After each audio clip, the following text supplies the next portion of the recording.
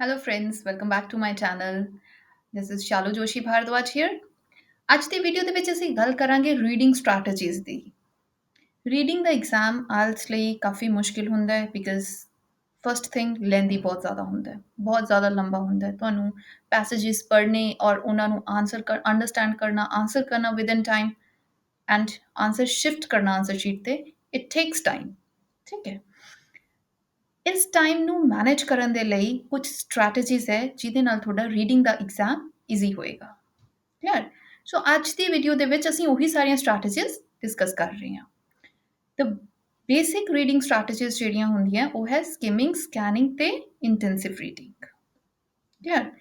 ਇਹਨਾਂ ਨੂੰ ਅੱਗੇ ਡਿਸਕਸ ਕਰਨ ਤੋਂ ਪਹਿਲਾਂ I would like you to please subscribe my channel ਜਿਨ੍ਹਾਂ ਨੇ ਹਾਲੇ ਤੱਕ ਨਹੀਂ ਕੀਤਾ ਐਂਡ ਨੋਟੀਫਿਕੇਸ਼ਨ ਬੈਲ ਵੀ ਪਲੀਜ਼ ਪ੍ਰੈਸ ਕਰ ਲੈਣਾ ਸੋ ਦੈਟ ਤੁਹਾਡੇ ਕੋਲ ਵੀਡੀਓ ਜਿੱਦਾਂ ਹੀ ਪੋਸਟ ਹੋਵੇ ਉਦਾਂ ਤੁਹਾਡੇ ਕੋਲ ਪਹੁੰਚ ਜਾਵੇ।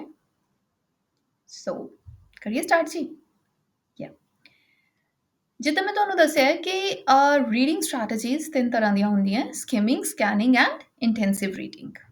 ਅੱਜ ਅਸੀਂ ਸਕਿਮਿੰਗ ਫਸਟ ਸਟ੍ਰੈਟਜੀ ਨੂੰ ਡਿਸਕਸ ਕਰਾਂਗੇ। ਕਲੀਅਰ? ਸੋ ਲੈਟ ਅਸ ਫਸਟ ਅੰਡਰਸਟੈਂਡ ਕਿ ਸਕਿਮਿੰਗ ਕੀ ਚੀਜ਼ ਹੈ। ਸਕਿਮਿੰਗ ਇਜ਼ ਇਹ ਜਿਹੜੀ ਸਟ੍ਰੈਟਜੀ ਹੈ, ਇਹ ਜਿਹੜੀ ਟੈਕਨੀਕ ਹੈ ਰੀਡਿੰਗ ਦੀ, ਇਹਦੇ ਨਾਲ ਤੁਹਾਨੂੰ ਇੱਕ ਓਵਰਵਿਊ ਮਿਲਦਾ ਹੈ। ਕਲੀਅਰ? ਤੁਹਾਡੇ ਕੋਲ ਆਨਸਰ ਬੁਕਲੈਟ ਆਈ ਹੈ, ਤੁਸੀਂ ਉਹਨੂੰ ਦੇਖ ਰਹੇ ਹੋ, ਤੁਸੀਂ ਉਸ ਪੈਸੇਜ ਤੁਹਾਨੂੰ ਦਿੱਤਾ ਹੋਇਆ ਹੈ। ਸਕਿਮਿੰਗ ਦੇ ਨਾਲ ਤੁਹਾਨੂੰ ਇਹ ਪਤਾ ਲੱਗੇਗਾ ਕਿ ਓਵਰਵਿਊ ਕੀ ਹੈ, ਕਿ ਆਥਰ ਕੀ ਦੱਸਣਾ ਚਾਹ ਰਿਹਾ ਹੈ। ਕਲੀਅਰ? ਸਕਿਮਿੰਗ ਦਾ ਮਤਲਬ ਇਹ ਨਹੀਂ ਕਿ ਤੁਸੀਂ ਉਸ ਵਰਡ ਨੂੰ ਈਚ ਐਂਡ ਐਵਰੀ ਵਰਡ ਪੜ੍ਹੋ ਤੁਸੀਂ, ਰਾਈਟ? ਸਕਿਮਿੰਗ ਦਾ ਮਤਲਬ ਹੈ ਕਿ ਤੁਸੀਂ ਉਸ ਟੈਕਸਟ ਨੂੰ ਕੁਇਕਲੀ ਰੀਡ ਕਰ ਦਿਓ। ਠੀਕ ਹੈ, ਜਲਦੀ ਉਹਦੀ ਟੈਕਸਟ ਦੇ ਉੱਪਰ ਨਿਗਾਹ ਫੇਰ ਦਿਓ। That is skimming. For example, ਜਦੋਂ ਸਵੇਰ ਤੁਹਾਡੇ ਕੋਲ ਅਖਬਾਰ ਆਉਂਦਾ ਜਾਂ ਤੁਸੀਂ ਨਿਊਜ਼ਪੇਪਰ ਚੱਕਦੇ ਹੋ, newspaper is of quite thick, ਹੈ ਨਾ, ਅਰਾਊਂਡ ਅਬਾਊਟ 10-20 ਪੇजेस ਦੇ ਅਰਾਊਂਡ ਹੁੰਦਾ ਹੈ ਹਰ ਨਿਊਜ਼ਪੇਪਰ। ਸੋ ਉਹ ਸਾਰੇ ਦਾ ਸਾਰਾ ਨਿਊਜ਼ਪੇਪਰ ਤੁਸੀਂ ਨਹੀਂ ਪੜ੍ਹਦੇ ਹੋ। ਠੀਕ ਹੈ, ਤੁਸੀਂ 10 ਮਿੰਟ ਉਸ ਨਿਊਜ਼ਪੇਪਰ ਤੇ ਲਗਾਉਂਦੇ ਹੋ, ਕੀ ਕਰਦੇ ਹੋ, ਉੱਪਰੋਂ ਤੁਸੀਂ ਉਹਦੀਆਂ ਨਿਊਜ਼ ਦੇਖ ਲਿਆ। ਸੋ ਫਿਰ ਜਿਹੜੀ ਨਿਊਜ਼ 'ਚ ਤੁਹਾਨੂੰ ਇੰਟਰਸਟ ਹੈ ਤੁਸੀਂ ਉਹਨੂੰ ਚੰਗੀ ਤਰ੍ਹਾਂ ਪੜ੍ਹਦੇ ਹੋ, ਹੈ ਨਾ। ਬਟ ਤੁਸੀਂ ਉਹਨੂੰ ਉੱਪਰੋਂ ਦੇਖ ਕੇ ਜਿੱਦਾਂ ਨਿਊਜ਼ ਪੜ੍ਹਦੇ ਹਾਂ ਆਪਾਂ, ਮੈਗਜ਼ੀਨ ਦੇ ਵਿੱਚ ਆਰਟੀਕਲਸ ਪੜ੍ਹਦੇ ਹਾਂ, ਮਤਲਬ ਇਹ ਹੈ ਕਿ ਅਸੀਂ ਉਸ ਟਾਈਮ ਤੇ ਉਸ ਚੀਜ਼ ਨੂੰ ਸਕਿਮ ਕਰ ਰਹੇ ਹੁੰਦੇ ਹਾਂ। ਸੋ ਉਸ ਟਾਈਮ ਤੇ ਅਸੀਂ ਇਹ ਵਾਲੀ ਸਟ੍ਰੈਟਜੀ ਯੂਜ਼ ਕਰ ਰਹੇ ਹੁੰਦੇ ਹਾਂ। ਕਲੀਅਰ? ਤੇ ਉਹਦੇ ਨਾਲ ਅਸੀਂ ਇੱਕ ਪੂਰਾ ਓਵਰਵਿਊ ਲੈ ਲੈਂਦੇ ਹਾਂ ਕਿ ਉੱਥੇ ਰਾਈਟਰ ਕੀ ਕਹਿਣਾ ਚਾਹ ਰਿਹਾ ਹੈ, ਜੋ ਵੀ ਇਨਫੋਰਮੇਸ਼ਨ ਹੈ। ਕਲੀਅਰ? ਸੋ ਕਰਨ ਦੇ ਲਈ ਤੁਸੀਂ ਕੀ ਕਰਨਾ ਹੈ, ਰੀਡਿੰਗ ਦੇ ਕੁਐਸਚਨਸ ਆਨਸਰ ਕਰਨ ਦੇ ਲਈ ਸਭ ਤੋਂ ਪਹਿਲਾਂ ਤੁਸੀਂ ਕੁਐਸਚਨ ਰੀਡ ਕੀਤਾ। This is my personal view ਕਿ ਤੁਸੀਂ ਕੀ ਲੱਭ ਰਹੇ ਹੋ। ਤੁਹਾਡੇ ਕੋਲ ਇੰਨਾ ਟਾਈਮ ਨਹੀਂ ਹੈ ਕਿ ਤੁਸੀਂ ਪੂਰੇ ਦਾ ਪੂਰਾ ਪੈਰਾਗ੍ਰਾਫ ਪੜ੍ਹੋ, ਫਿਰ ਤੁਸੀਂ ਕੁਐਸਚਨ ਲੱਭੋ, ਫਿਰ ਤੁਸੀਂ ਵਾਪਸ ਉਸ ਪੈਰਾਗ੍ਰਾਫ ਤੇ ਆਓ ਤੇ ਫਿਰ ਤੁਸੀਂ ਸਟਾਰਟ ਕਰੋ, ਬਿਕਾਜ਼ ਆਈ ਥਿੰਕ ਉਹ ਬਹੁਤ ਜ਼ਿਆਦਾ ਟਾਈਮ ਵੇਸਟਿੰਗ ਵਾਲਾ ਟਾਈਮ ਹੈ। ਠੀਕ ਹੈ, ਵਹੀ ਹੈ। ਸੋ ਬੈਟਰ ਇਜ਼ ਤੁਸੀਂ ਸਭ ਤੋਂ ਪਹਿਲਾਂ ਕੁਐਸਚਨ ਪੜ੍ਹੋ। ਠੀਕ ਹੈ, ਦੈਨ ਤੁਸੀਂ ਟੈਕਸਟ ਪੈਸੇਜ ਤੇ ਪਹੁੰਚੋ। ਕੁਐਸਚਨ ਪੜ੍ਹਨ ਤੋਂ ਬਾਅਦ ਫਿਰ ਤੁਸੀਂ ਇਹ ਅਟੈਂਸ਼ਨ ਦਿਓ, pay attention to headings and sub headings. ਤੁਸੀਂ ਦੇਖੋ ਕਿ ਹੈਡਿੰਗ ਕਿਹੜੀ ਹੈਗੀ ਹੈ। ਫॉर ਐਗਜ਼ਾਮਪਲ, ਜਦੋਂ ਵੀ ਅਸੀਂ ਕੋਈ ਵੀ ਐਸੇ ਲਿਖਦੇ ਹਾਂ ਜਾਂ ਕੋਈ ਵੀ ਆਥਰ ਕੋਈ ਵੀ ਐਸੇ ਟਾਈਪ ਥਿੰਗ ਕੋਈ ਵੀ ਟੈਕਸਟ ਲਿਖਦਾ ਹੈ ਤਾਂ ਵੀ ਡਿਵਾਈਡ ਇਟ ਇਨਟੂ, ਅਸੀਂ ਕੀ ਕਰਦੇ ਹਾਂ, ਅਸੀਂ ਉਹਦੇ ਪੈਰਾਗ੍ਰਾਫਸ ਬਣਾਉਂਦੇ ਹਾਂ। Yes, for example let's say about global warming. ਠੀਕ ਹੈ, ਸੋ ਸਭ ਤੋਂ ਪਹਿਲਾਂ ਅਸੀਂ ਇੰਟਰੋਡਿਊਸ ਕਰਾਂਗੇ ਗਲੋਬਲ ਵਾਰਮਿੰਗ ਨੂੰ, ਜਿਵੇਂ ਇੱਥੇ ਕਿ ਅੱਛਾ ਇੱਦਾਂ ਕਰਕੇ ਆਹ ਕੁਝ ਹੁੰਦਾ ਹੈਗਾ। ਫਿਰ ਅਗਲੇ ਪੈਰਾਗ੍ਰਾਫ ਦੇ ਵਿੱਚ, ਇੱਕ ਪੈਰਾਗ੍ਰਾਫ ਦੇ ਵਿੱਚ ਅਸੀਂ ਉਹਦੇ ਰੀਜ਼ਨਸ ਦੇਵਾਂਗੇ। ਫਿਰ ਨੈਕਸਟ ਪੈਰਾਗ੍ਰਾਫ ਦੇ ਵਿੱਚ ਅਸੀਂ ਉਹਦੇ ਇਫੈਕਟਸ ਦੇਵਾਂਗੇ ਕਿ ਉਹਦਾ ਕੀ ਇਫੈਕਟ ਹੈ। ਦੈਨ ਮੇਬੀ ਅਸੀਂ ਇਹ ਦੱਸਾਂਗੇ ਕਿ ਉਹਨੂੰ ਪ੍ਰੀਵੈਂਟ ਕਿਵੇਂ ਕਰ ਸਕਦੇ ਹਾਂ, ਕੀ ਹੋਣਾ ਚਾਹੀਦਾ, ਕੀ ਕਰਨਾ ਚਾਹੀਦਾ। ਸੋ ਅਸੀਂ ਇਹ ਸਭ ਚੀਜ਼ਾਂ ਇਸੇ ਵੇ ਦੇ ਨਾਲ ਹੀ ਆਥਰ ਨੇ ਜੋ ਵੀ ਪੈਸੇਜ ਹੈ ਉਹ ਲਿਖਿਆ ਹੁੰਦਾ ਹੈ। ਬਹੁਤ ਵਾਰ ਉਹਦੀਆਂ ਹੈਡਿੰਗਸ ਔਰ ਸਬ ਹੈਡਿੰਗਸ ਦਿੱਤੀਆਂ ਹੋਈਆਂ ਹੁੰਦੀਆਂ। ਠੀਕ ਹੈ, ਕੁਐਸਚਨ ਪੜ੍ਹ ਕੇ ਅਸੀਂ ਇਹ ਦੇਖਣਾ ਹੈ ਕਿ ਉਹ ਕੁਐਸਚਨ ਵਾਲਾ ਕੀ ਡਿਮਾਂਡ ਕਰ ਰਿਹਾ ਸਾਡੇ ਤੋਂ। ਅਸੀਂ ਉਹ ਆਨਸਰ ਲੱਭਣ ਦੇ ਲਈ ਰਿਲੇਟਡ ਹੈਡਿੰਗਸ ਔਰ ਸਬ ਹੈਡਿੰਗਸ ਦੇਖਾਂਗੇ। ਕਿੱਦਾਂ ਕਰਨਾ ਹੈ ਹੁਣ, let's start. I'll tell you step by step ਕਿ ਤੁਸੀਂ ਕਿਵੇਂ ਉਹਨਾਂ ਚੀਜ਼ਾਂ ਨੂੰ ਕਰਨਾ ਹੈ। ਸੋ ਸਭ ਤੋਂ ਪਹਿਲਾਂ ਤੁਸੀਂ ਪੈਰਾਗ੍ਰਾਫ ਦੇਖਣਾ ਹੈ। ਮੋਸਟ ਆਫ ਦ ਟਾਈਮਸ ਹੋ ਸਕਦਾ ਕਿ ਤੁਹਾਡੇ ਕੋਲ ਹੈਡਿੰਗਸ ਨਾ ਹੋਣ, ਜੇ ਹੈ ਤਾਂ ਇਟਸ ਵੈਲ ਐਂਡ ਗੁੱਡ, ਜੇ ਨਹੀਂ ਹੈ ਤਾਂ ਤੁਸੀਂ ਉਹਦਾ ਟੌਪਿਕ ਜਾਂ ਟਾਈਟਲ ਸੈਂਟੈਂਸ ਦੇਖੋ, ਜਿਹੜਾ ਫਸਟ ਸੈਂਟੈਂਸ ਹੁੰਦਾ paragraph the. Most of the Times ਸਾਨੂੰ ਉਸ ਸੈਂਟੈਂਸ ਤੋਂ ਇਹ ਪਤਾ ਲੱਗ ਜਾਂਦਾ ਹੈ ਕਿ ਅੱਗੇ ਆਥਰ ਸਾਨੂੰ ਉਸ ਪੈਰਾਗ੍ਰਾਫ ਦੇ ਵਿੱਚ ਕੀ ਦੱਸਣ ਵਾਲਾ ਹੈ। ਠੀਕ ਹੈ, ਜੇ ਤੁਹਾਨੂੰ ਫਸਟ ਸੈਂਟੈਂਸ ਪੜ੍ਹ ਕੇ ਕਲੀਅਰ ਨਹੀਂ ਹੋ ਰਿਹਾ then jump to the concluding or last sentence. then ਕੀ ਕਰਨਾ ਹੈ ਤੁਸੀਂ ਅਖੀਰ ਵਾਲਾ ਸੈਂਟੈਂਸ ਪੜੋ।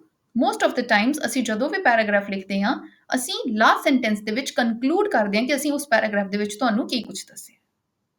ਸੋ this is how everybody does, most of the people do, right. ਇਸ ਲਈ ਸਭ ਤੋਂ ਪਹਿਲਾਂ ਤੁਸੀਂ ਫਸਟ ਸੈਂਟੈਂਸ ਪੜਿਆ, then you read the last sentence and ਹੋਰ ਕੀ ਦੇਖਣਾ ਹੈ ਤੁਸੀਂ, ਜੇ ਹਾਲੇ ਵੀ ਨਹੀਂ ਤੁਹਾਨੂੰ ਪਤਾ ਲੱਗਿਆ ਤਾਂ ਤੁਸੀਂ ਉਹਦੇ ਹਾਈਲਾਈਟਡ ਵਰਡਸ ਜਾਂ ਕੀਵਰਡਸ ਦੇਖੋ। ਫॉर एग्जाम्पल कोई भी डेट दसी हुई है, कोई नाम दसिया होया, कोई जगह का नाम है या कोई डिफिकल्ट वर्ड है जो क्वेश्चन दे विच है या तुहानू नहीं ਉਹਦਾ मतलब समझ आ रहा, then you need to ਫਿਰ ਤੁਸੀਂ ਉਹਨਾਂ ਸਾਰੇ words ਨੂੰ ਨੋਟ ਕਰੋ। ਕਲੀਅਰ? ਜਾਂ ਤੁਸੀਂ ਉਸ ਤੋਂ ਬਾਅਦ ਐਗਜ਼ਾਮਪਲ ਦੇ ਸਕਦੇ ਹੋ, ਇਲਸਟ੍ਰੇਸ਼ਨਸ ਦੇਖ ਸਕਦੇ ਹੋ। ਠੀਕ ਹੈ, ਇਹਨਾਂ ਸਾਰੀਆਂ ਚੀਜ਼ਾਂ ਤੋਂ ਤੁਹਾਨੂੰ ਆਈਡੀਆ ਹੋ ਜਾਂਦਾ ਕਿ ਪੈਰਾਗ੍ਰਾਫ ਦੇ ਵਿੱਚ ਕੀ ਕਿਹਾ ਜਾ ਰਿਹਾ ਹੈ। So this is how you do the skimming. Skimming ਤੁਹਾਨੂੰ ਪ੍ਰੈਕਟਿਸ ਦੇ ਨਾਲ ਹੀ ਆਉਣੀ ਹੈ। ਜੇ ਤੁਸੀਂ ਇਹ ਸਟ੍ਰੈਟਜੀਜ਼ ਆਪਣੀ ਡਿਊਰਿੰਗ ਆਇਲਟਸ ਪ੍ਰੈਪਰੇਸ਼ਨ, ਰਾਈਟ, ਤੁਸੀਂ ਫੋਲੋ ਕਰੋਗੇ ਤਾਂ ਤੁਹਾਡੀ ਸਪੀਡ ਇੰਨੀ ਹੋ ਜਾਏਗੀ ਕਿ ਤੁਹਾਡਾ ਐਗਜ਼ਾਮ ਪੇਪਰ ਟਾਈਮ ਤੇ ਹੋ ਜਾਏਗਾ। Rather you will get time to recheck your answers too. Additional tips ਮੇਰੇ ਵੱਲੋਂ ਇਹ ਹੋਣਗੇ ਕਿ ਤੁਸੀਂ ਉਹਦੇ ਵਿੱਚ ਸਾਈਨ ਪੋਸਟਿੰਗ ਐਕਸਪ੍ਰੈਸ਼ਨਸ ਚੈੱਕ ਕਰੋ।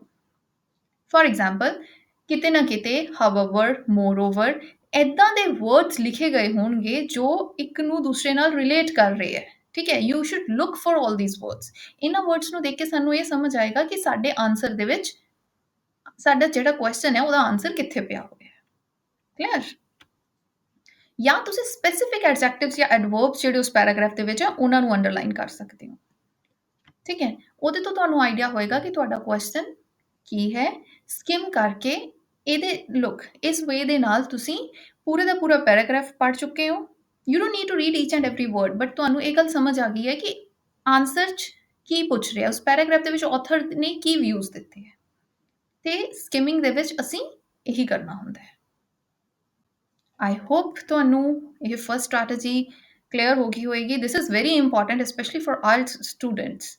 ਸੋ do practice it, keep practicing, practice it right way। ਆਪਣੀ ਤਿਆਰੀ ਦੇ ਪ੍ਰੈਪਰੇਸ਼ਨ ਦੇ ਡਿਊਰਿੰਗ ਹੀ ਤੁਸੀਂ ਆਪਣੇ ਟਾਈਮ ਨੂੰ ਮੈਨੇਜ ਕਰੋ ਸੋ ਦੈਟ ਤੁਸੀਂ ਐਗਜ਼ਾਮ ਨੂੰ ਸਾਈਮੂਲੇਟ ਕਰੋ, ਰਾਈਟ, ਤਾਂ ਕਿ ਐਗਜ਼ਾਮ ਟਾਈਮ ਤੇ ਤੁਸੀਂ ਟਾਈਮ ਤੇ ਆਪਣਾ ਕੰਮ ਕੰਪਲੀਟ ਕਰ ਸਕੋ।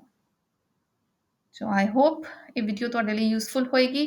Please do like it, please do share it with your friends if you really think ਕਿ ਇਹਨੇ ਤੁਹਾਨੂੰ ਅੱਛਾ ਸਮਝ ਆਇਆ। And good luck, guys.